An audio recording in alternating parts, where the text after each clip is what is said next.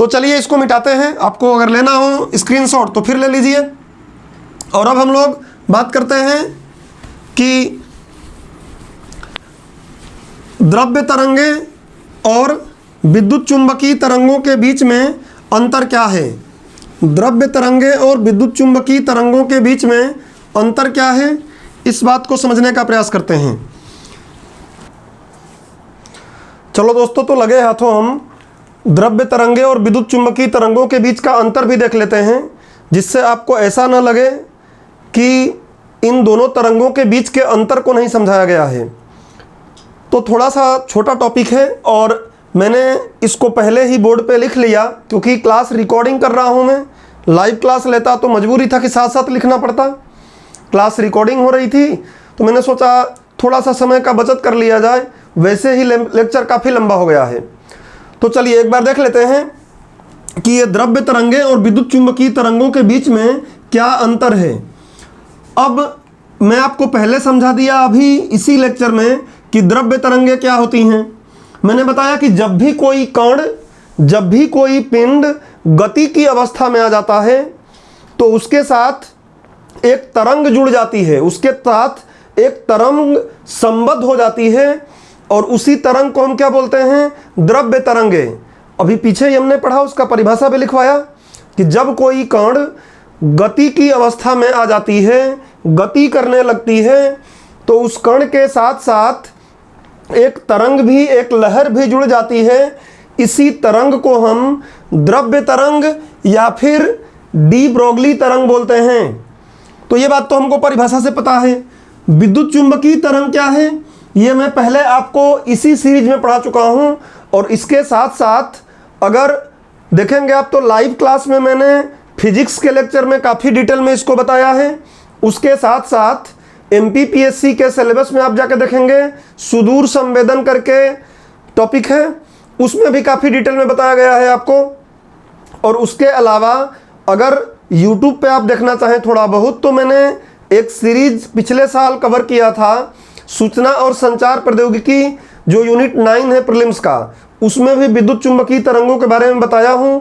और ये तो YouTube पर ही अपलोड है, आप प्लेलिस्ट में जाकर देख सकते हैं। किसी टॉपिक में विद्युत चुंबकीय तरंगों के बारे में ठीक ठाक समझाया गया है। लेकिन लगे हाथों थोड़ा सा इसके बारे में हम समझ लेते हैं कि विद्युत चुंबकीय तरंग क्या है। देखिए नाम ही है विद्युत चुंबकीय तरंग, मतलब विद्युत क्षेत्र और चुंबकीय क्षेत्र के कारण ये बनता है। मान लीजिए ये विद्युत क्षेत्र है और इसके एकदम लंबवत यहाँ पे चुंबकीय क्षेत्र है। मैं शॉर्ट में यहाँ लिख भी देता हूँ, विद्युत क्षेत्र, और ये क्या है, चुंबकीय क्षेत्र। दोनों एक दूसरे के लंबवत है, देखिए एक दूसरे के 90 डिग्री पे हैं।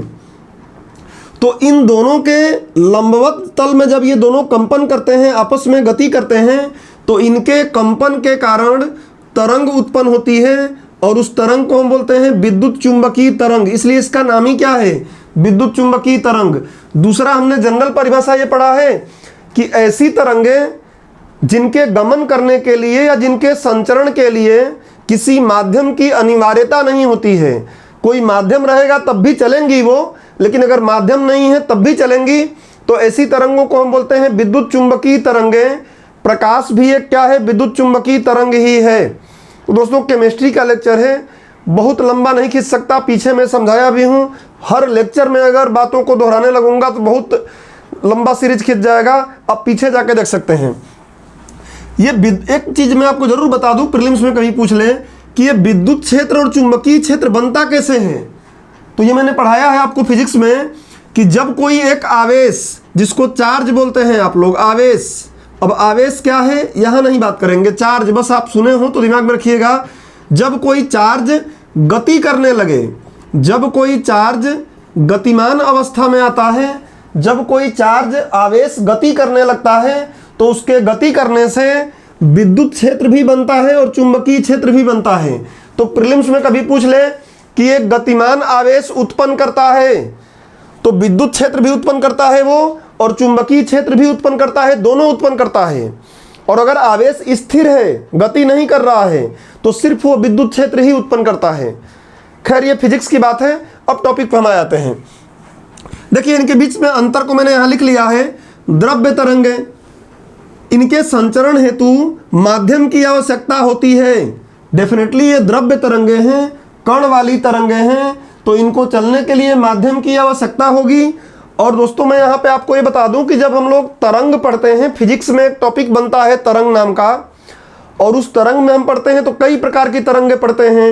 यांत्रिक तरंगे, अयांत्रिक तरंगे, प्रत्यास्थ तरंगे, अप्रत्यास्थ तरंगे, बहुत अलग अलग कैटेगराइज होता है, लेकिन उनकी चर्चा हम यहाँ नहीं कर रहे हैं। बस ये समझ लीजिए कि इनको चलने के लिए माध्यम की आवश्यकता होती है। और मैं तो ये बोलूँगा कि माध्यम की आवश्यकता क्या होती है, सीधी सी बात कि इनको चलने, ये खुद ही माध्यम होती हैं, ये स्वयं ही क्या होती है, माध्यम होती है। जैसे मान लीजिए मैं एक कण हूँ ना, मैं एक कण हूँ, तो अगर मैं गति करूँगा तो मैं अपने आप में ही ठोस एक कण तो हूँ, तो ये अपने आप में ही क्या होते हैं, माध्यम ही होते हैं। इनके संचरण हेतु माध्यम की आवश्यकता तो होती ही है, या ऐसा बोल सकते हैं कि स्वयं ही एक माध्यम होते हैं।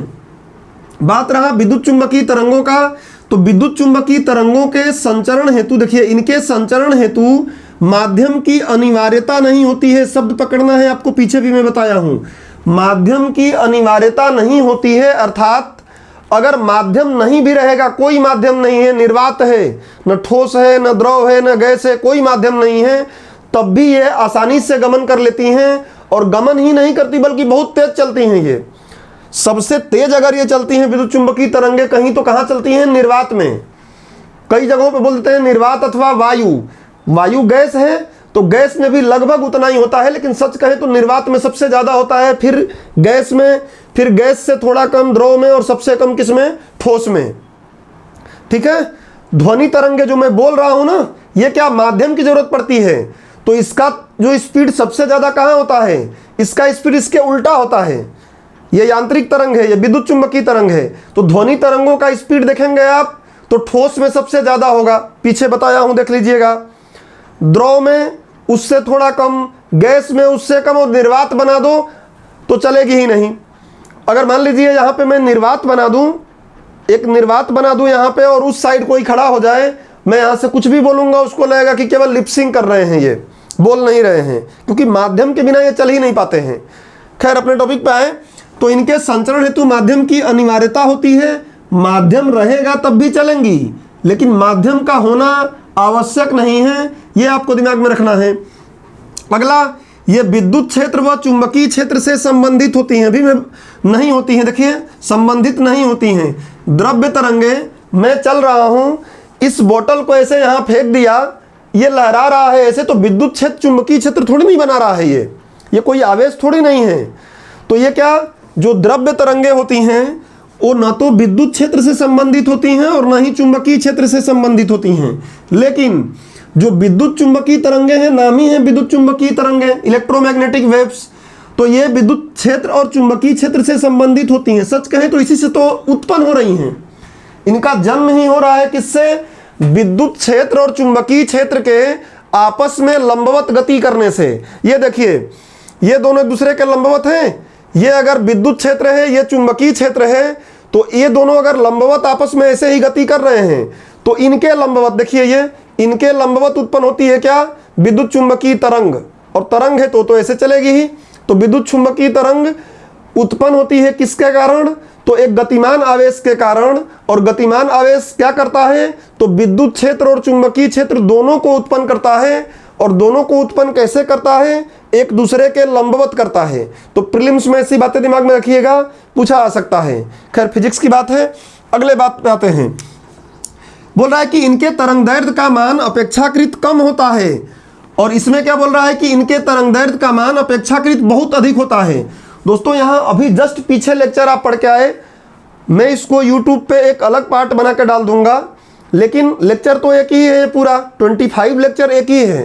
दोस्तों सिविल सर्विसेज की तैयारी हम कर रहे हैं, और 15 मिनट, 5 मिनट, 10 मिनट के लेक्चर से पढ़ाई करना चाहेंगे, संभव नहीं है।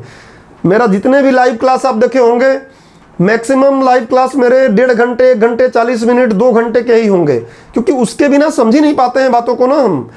जब तक संपूर्णता में बातें नहीं समझ में आएंगी, तब तक एग्जाम में कैसे अच्छा परफॉर्मेंस हमारा होगा, कैसे प्रीलिम्स में सही से हम आंसर दे पाएंगे, मेंस में कैसे आंसर लिख पाएंगे। और इसलिए इस लेक्चर को तो मैं ब्रेक करके डाल रहा हूँ, लेक्चर लंबा है, और ये डबल से मैं पढ़ा रहा हूँ। ऑलरेडी इसको लाइव मैंने पढ़ा लिया है, लेकिन रिकॉर्ड ना होने के कारण डबल से रिकॉर्ड करना पड़ रहा है। दोस्तों यहाँ आपको दिमाग में रखना है, बोल रहा है कि इनके तरंगदैर्घ्य का मान अपेक्षाकृत कम होता है, और यहाँ बोल रहा है कि इनके तरंगदैर्घ्य का मान अपेक्षाकृत बहुत अधिक होता है। यहाँ आपको डाउट बन सकता है कि सर आप बोल रहे हो कि इनके तरंगदैर्घ्य का मान कम होता है, तो कम होता है मतलब जीरो नहीं होता भैया। जीरो हो जाएगा तब तो दिखेगा नहीं, पीछे पढ़ा दिया जाके देखिएगा। डी ब्रोगली तरंगदैर्घ्य में जो डी ब्रोगली का समीकरण पढ़ाया अभी, डी ब्रोगली तरंगे या द्रव्य की द्वैती प्रकृति बताया, तो अगर तरंगदैर्घ्य जीरो होगा, लेमडा से दिखाते हैं तरंगदैर्घ्य को, तब तो कण ही है, वो रुका रहता है तो कोई मतलब नहीं है। अगर ये अनंत है, लेमडा अनंत है, तब भी हमको नहीं दिखाई देगा। मतलब जो भी यहाँ पे बातें हो रही हैं ना, ये मान कम होता है, मतलब कितना कम होता है? अनंत से कम होता है, जीरो से बड़ा होता है। अब मान लीजिए ऐसे कम, ऐसे जैसे मैं दौड़ूंगा, अगर मैं कभी दौड़ता हूं तो मुझे में लहर नहीं दिखाई देगी। 60-65 किलो तो द्रव्यमान है ही, तो कितना तेज दौड़ लूंगा नहीं समझ में आएगा। अगर तरंग बनेगी भी ना, तो वो तरंग देखिए, पता नहीं कैमरे में आपको क्लियर दिखे कि नहीं, इतना छोटी छोटी, ये देखिए ऐसे छोटी छोटी बनेगी, किसी को आभास ही नहीं होगा। अब बोलोगे सर अभी तो आप बता रहे थे कि बॉलीवुड वाले गाना गाते हैं, लहरा के वो रूबरू आ गई, धड़कने बेतहासा धड़कने लगी, ऐसा गाना सुनते होंगे। अरे वो कल्पना कर लिए हैं, और कुछ आजकल लोग चाल अपना बना लिए हैं चलने के लिए, लहरा के चलते हैं। थोड़े हल्के फुल्के लोग हैं तो उसमें ऐसा हम बोल देते हैं, लेकिन रियल में ऐसा है नहीं। वो इलेक्ट्रॉन प्रोटॉन छोटे छोटे कणों पर ही सही मायने में दिखाई देता है। पीछे मैंने आपको लिखवा दिया था कि केवल सूक्ष्म कणों पर ही है लागू होता है। बहुत छोटे छोटे बन रहे, देखिए जीरो नहीं है ना, और अनंत भी नहीं है। तो इनका जो तरंगदैर्घ्य होता है वो क्या होता है? अपेक्षाकृत कम होता है। कम मतलब जीरो नहीं होता है, जीरो के बड़ा होता है, लेकिन बहुत कम होता है, इसलिए समझ में नहीं आता है। जितने हल्का कण लोगे, जितना हल्का कण करते रहोगे, कण को हल्का करोगे, उतना ये थोड़ा बड़े बड़े हो जाएंगे, थोड़ा ये बड़े बड़े होने लगेंगे। जितना हल्का करोगे उतना ये कण बड़े बड़े, उतना ये तरंगदैर्घ्य बड़ा बड़ा होने लगेगा, लेकिन इतना बड़ा नहीं हो जाएगा कि अनंत हो जाए। अनंत हो जाएगा तब तो वो कण बन जाएगा, क्योंकि अनंत तरंगदैर्घ्य का अगर किसी का है तो वो क्या है? कण है। पीछे पढ़ा दिया हूं, तो ये बात जरूर आपको दिमाग में रखना है, समझ के पढ़ना है। केवल लिख के यहाँ पे मैं स्क्रीनशॉट लेने के लिए आपको बोल देता और खत्म कर देता 1 मिनट में, लेकिन समझना जरूरी है। इसमें देखिए क्या बोल रहा है, इनके तरंगदैर्घ्य का मान अपेक्षाकृत बहुत अधिक होता है। अपेक्षाकृत मतलब क्या? इसकी तुलना में क्या होता है? अधिक होता है। अधिक मतलब फिर दिमाग में आप रखिएगा कि जीरो तो होना नहीं है और अनंत भी नहीं होना है, अनंत भी नहीं होना है, जीरो भी नहीं होना, इसके बीच में इनका अगर इतना बड़ा बड़ा हो रहा है ना, तो इनका काफी बड़ा बड़ा हो सकता है। ये बिल्डिंग जो है, इस बिल्डिंग के बराबर बराबर तरंगदैर्घ्य इसका हो सकता है। रेडियो तरंगों का देखेंगे आप, गामा तरंगों का बहुत छोटा छोटा होता है, एक्सरे का बहुत छोटा छोटा होता है। ये फिर पीछे जाके पढ़ाया हूँ, आप लोग देख लीजिएगा, लेक्चर नंबर 24 में है। तो इनका तरंगदैर्घ्य का मान अपेक्षाकृत बहुत अधिक होता है। किसका? अच्छा एक बात मैं आपको और बता दूं कि अगर आपको लगता है कि मुझे विद्युत चुंबकीय ये द्रव्य तरंगों का तरंगदैर्घ्य निकालना है, तो इनका तरंगदैर्घ्य ज्ञात कैसे करते हैं? इनका तरंगदैर्घ्य डी ब्रोगली समीकरण से निकाल सकते हैं। इनका तरंगदैर्घ्य डी ब्रोगली समीकरण से ज्ञात किया जा सकता है, समीकरण से ज्ञात किया जा सकता है। अब आपके दिमाग में रहा होगा कि ये समीकरण तो बताए नहीं, आप बता चुका हूं। कैसे? अभी जो पीछे बताया था ना कि लेमडा बराबर होता है H/mv, बस यही तो है। v मैं गति कर रहा हूं तो मेरा द्रव्यमान ले लो, मैं कितना तेज से चल रहा हूं वेग ले लो, और h का मान पहले ही बता दिया हूं कि h का मान कितना होता है 6.626 इंटू 10⁻⁻34 जूल इंटू सेकेंड। दोस्तों मैं आपको एक गणना करके भी दिखा देता है यहाँ पे कि कैसे गणना होगा, लेकिन कोई मतलब है नहीं, हम सामान्य दिन की पढ़ाई कर रहे हैं, कोई सेंस है नहीं। कुछ लोगों का गणित में भी उतना ठीक ठाक गणित नहीं रहता है तो उलझ जाएंगे, अच्छा खासा समझ में आ रहा है, यहाँ तकलीफ में आ जाएंगे। तो बस मैंने आपको बता दिया कि अगर द्रव्य तरंगों का तरंगदैर्घ्य निकालना है तो हम डी ब्रोगली समीकरण से निकालते हैं, और ये जो डी ब्रोगली तरंगदैर्घ्य का समीकरण होता है इसी को डी ब्रोगली समीकरण कहा जाता है। और अगर आपको इनका तरंगदैर्घ्य निकालना है विद्युत चुंबकीय तरंगों का, तो इनका तरंगदैर्घ्य निकालने का फॉर्मूला हमने पढ़ा है, लैम्डा बराबर होता है C/V। अब बोलोगे सर ये C/V क्या लिख रहे हो, समझ नहीं आ रहा है। पहले तो यहाँ क्लियर दिख रहा है ना, मैं थोड़ा और इधर लिखता हूँ भाई, क्योंकि डाउट है दिख रहा है कि नहीं दिख रहा है। यहाँ लिख रहा हूँ मैं, देखिए इनका तरंगदैर्घ्य अगर निकालना है ना, मैं यहाँ से तीर निकाल लेता हूँ ऐसे। इनका तरंग दैर्घ्य निकालना है तो लैम्डा बराबर c बटा v, कुछ नहीं है, c क्या है, प्रकाश का वेग। c का मतलब क्या है, प्रकाश का वेग। अब प्रकाश अलग अलग माध्यम में अलग अलग चाल से चलती है, जिस माध्यम में जाएगी उसका वेग निकाल लेंगे, प्रकाश का वेग। और v क्या है, तरंग का वेग, जो भी तरंग चल रही है ना, तरंग का वेग निकाल लेते हैं। तो इसका तरंग दैर्घ्य ऐसे निकाला जाता है अलग अलग माध्यमों में। खैर आप फॉर्मूले पर ना जाएं, बस दिमाग में रखिए। अगला बिंदु क्या बोल रहा है कि इनका वेग प्रकाश के वेग से कम होता है। डेफिनेटली द्रव्य कणे कितना भी, जैसे मैं दौड़ लूं, प्रकाश के वेग के बराबर मेरा वेग थोड़ी नहीं हो जाएगा। प्रकाश निर्वात में चलता है 3 लाख किलोमीटर प्रति सेकेंड। उसका प्रकाश का वेग जो होता है ना, प्रकाश का वेग आप देखेंगे, प्रकाश का वेग निर्वात में होता है कितना, 3 × 10⁸ मीटर प्रति सेकेंड। इसको अगर तोड़ोगे आप तो आएगा 3 लाख किलोमीटर प्रति सेकेंड। एक सेकेंड में 3 लाख किलोमीटर, 3 लाख किलोमीटर प्रति सेकेंड चलता है। बहुत ही तेज चल रहा है। इतना तेज तो हम चलेंगे नहीं, और इतना तेज गलती से अगर हम चले गए तो भगवान बन जाएंगे। ये पीछे मैं बताया हूँ आपको।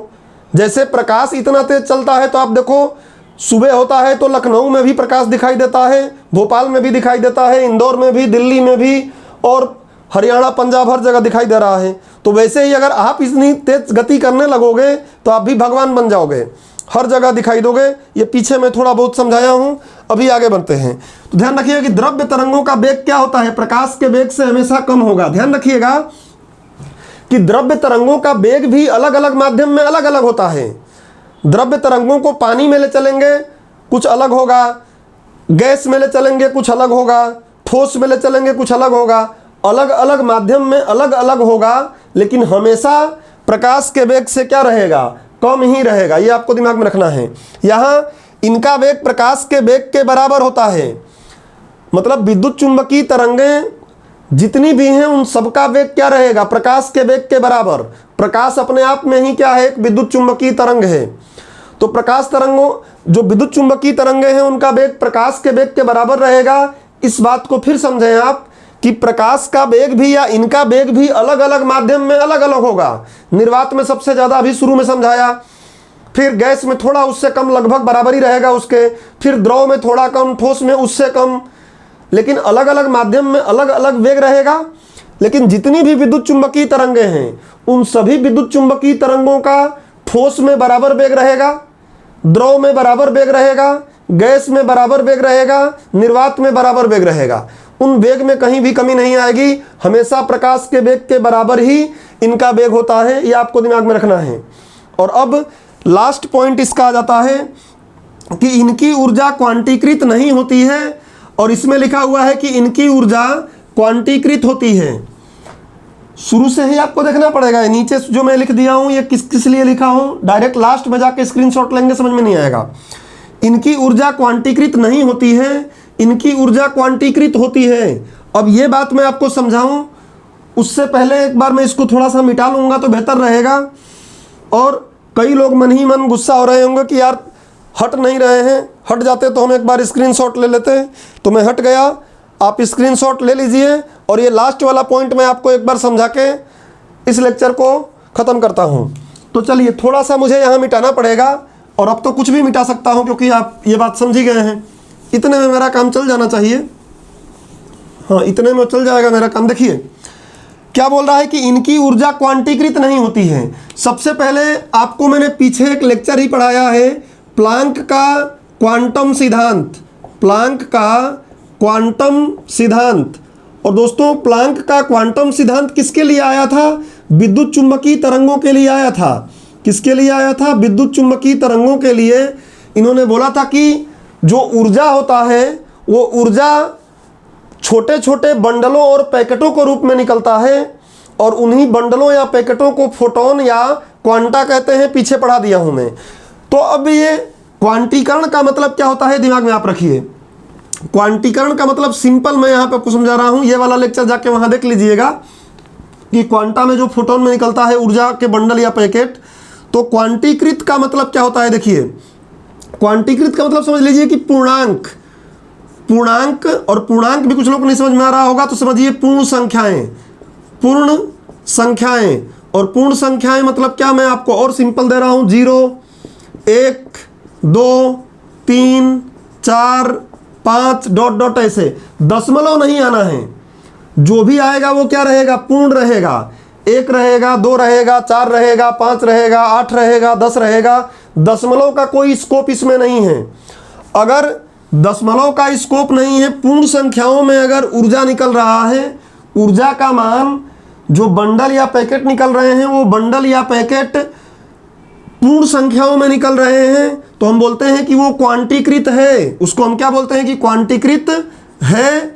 और अगर वो दशमलव में आ गया, अगर वो 1 आया, 1 के बाद 1.5 आ गया, 1.5 के बाद 1.7 आ गया, 1.7 के बाद 1.8 आ गया, फिर 2 आ गया, फिर 2.1 आ गया, दशमलव के स्कोप अगर आ रहे हैं तो हम बोलेंगे कि वो क्वांटीकृत नहीं है। और द्रव्य तरंगे जो होती हैं वो क्वांटीकृत नहीं होती हैं, अर्थात इनके ऊर्जा के मान में दशमलव का स्कोप रहता है। और जो इनके ऊर्जा के मान में जो बंडल निकलते हैं, ऊर्जा के बंडल पैकेट निकलते हैं, वो ऊर्जा के बंडल पैकेट हमेशा ही किस में निकलते हैं, पूर्ण संख्याओं में निकलते हैं। कभी भी वो दशमलव में नहीं निकलेंगे, फ्रैक्शन में नहीं निकलेंगे। मैं बार बार बोलता हूँ कि बॉलीवुड वालों को बड़ा नॉलेज है साइंस का। अब देखोगे एक गाना है कि मुझे टुकड़ों में नहीं जीना है, वो कौन सा गाना है, कोई पिक्चर आई थी जिसमें भरी बरसात में पीने की बात करता है, वो टुकड़ों में नहीं जीना। उसको बस समझ लो, टुकड़ों में नहीं जीना मतलब वो क्वांटीकृत होना चाहता है। उसको या तो 1 चाहिए, या तो 2 चाहिए, या तो 3 चाहिए, क्वांटीकृत होना है उसको। और जिसको टुकड़ों में जीना है उसको ऐसे 1.5 होना है, 1.7 होना है, 1.8 होना है। तो बस अभी आप इतना समझ लीजिए कि जो द्रव्य तरंगे होती हैं इनकी ऊर्जा क्वांटीकृत नहीं होती हैं, अर्थात दशमलव में भी हो सकती हैं।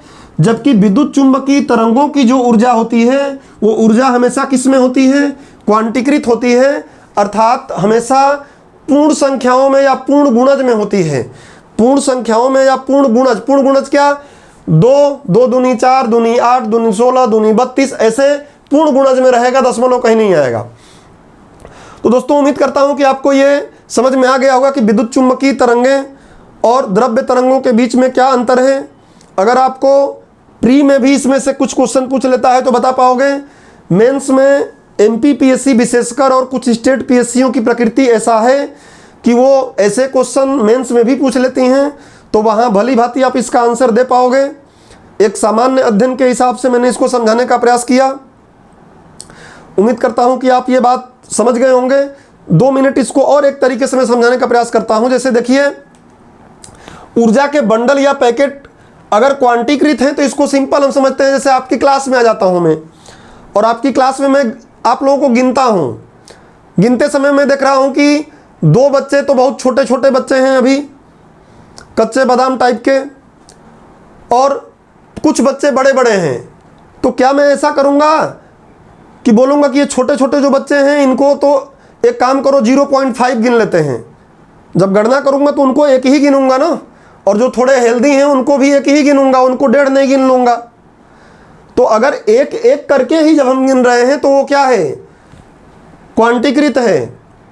और अगर मान लीजिए आम है, आम खरीदने चले गए, आम का सीजन आ रहा है, 1 आम खरीदे और दूसरा आम काट के दे दिया, तो हम बोलेंगे 1.5 आम ही हमको मिला।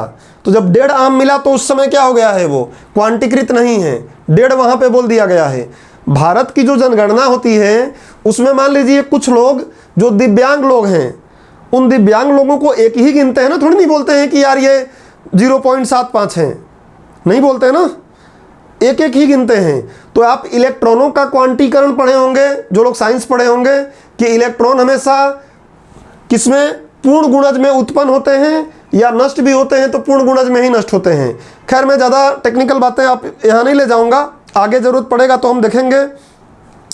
अब अगले लेक्चर में जब हम लोग मिलेंगे, लेक्चर नंबर 26 लाइव क्लास में रहेंगे तब तो उसमें हम लोग पढ़ेंगे आधुनिक परमाणु मॉडल। और आधुनिक परमाणु मॉडल अगर आपको सही से नहीं आता है तो आप अपने सिलेबस के कई चीज़ों को समझ नहीं पाएंगे, संयोजकता नहीं समझ पाएंगे, अम्ल क्षार रासायनिक बंध जो भी आपके सिलेबस में दिया हुआ है वो क्लियर कट समझ में नहीं आएगा, क्योंकि आधुनिक परमाणु मॉडल एकदम मौलिक सिद्धांत है केमिस्ट्री का, उसको जानना बहुत ज़रूरी है। उसको जानने के बाद लगे हाथों हम लोग थोड़ा बहुत थोड़ा थोड़ा पढ़ेंगे कि अफबाऊ का नियम क्या है, पाउली का अपवर्जन नियम क्या है, ऐसे छोटे छोटे टॉपिक्स जो हैं वो भी कवर करेंगे। तो उम्मीद करते हैं कि 26 या 27 वाले लेक्चर में ये परमाणु वाला पूरा सर्वांगता में ख़त्म हो जाएगा, और फिर हम लोग शुरू करेंगे नया टॉपिक, और वो नया टॉपिक क्या होगा तभी तय करेंगे। तो दोस्तों उम्मीद करता हूँ कि अब आपको ये बात समझ में आ गई होगी। जो YouTube पर देखते हैं अभ्यर्थी उनसे भी मैं बात कर रहा हूँ डायरेक्ट, और जो स्टूडेंट लाइव क्लास में पढ़ते हैं उनसे भी बात कर रहा हूँ। आप इसको समझिएगा। अगर कहीं भी कोई दिक्कत लगती है, कोई बात नहीं समझ में आता है, तो आप कमेंट भी कर सकते हैं, पूछ सकते हैं कि ये कैसे हुआ। बाकी मैं पूरा प्रयास किया हूँ कि आपको सामान्य अध्ययन के लेवल से इसमें कोई डाउट ना हो। चलिए आज की क्लास यहीं ख़त्म करते हैं, मिलते हैं अगली क्लास में। अब आदत सी बन गई है, पता नहीं क्यों, जप नाम बोलने का, और ये स्टूडेंट्स ही सिखा दिए हैं। तो ठीक है, सबको जप नाम। थैंक यू, मिलते हैं अगले लेक्चर में।